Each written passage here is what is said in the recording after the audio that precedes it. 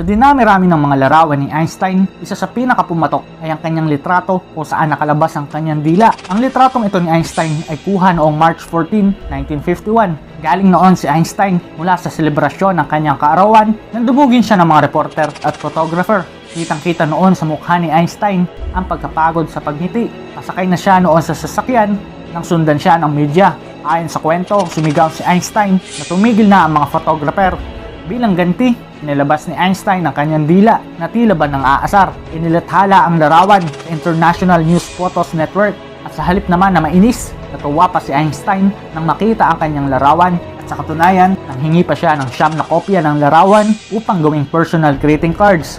Pinapakita ng naturang larawan ang makulit na personalidad ng dakilang physicist na isubasta naman ang naturang larawan sa halagang $125,000.